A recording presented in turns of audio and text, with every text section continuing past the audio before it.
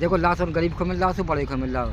तो देखिए 2-2 400 जमीन है, उनको राशन क्यों मिल रहा है, गरीबों को क्यों? बिल्कुल सही बोल रहे हैं तो अंकल जी। जो राशन जो वो गरीबी रेखा का कार्ड है, जो गरीब का नहीं है वो बड़े के है।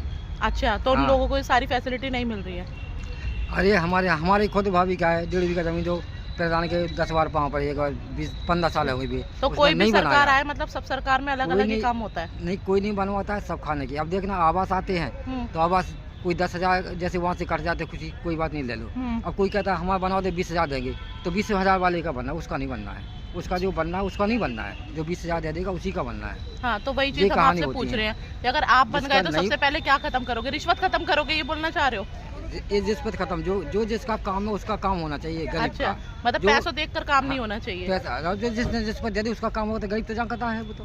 बिल्कुल ठीक बोल रहे हैं। गरीब का क्या है, गरीब को तो कभी नहीं मिल पाना है वो। जो अब पैसा उसको दे ना देता है उसका काम हो जाता है। गरीब कहाँ से पैसा देगा? जो हम्म, वहाँ से 10,000 5,000 जो कट रहा है वो काट लो। अब तुम कोई कहता है हम बना लो, हम तो 20,000 दे रहे हैं तुमको, तो उनने सोच रहा हमें पैदाना हो नहीं पाना है, अब 20,000 ही ले लो वो।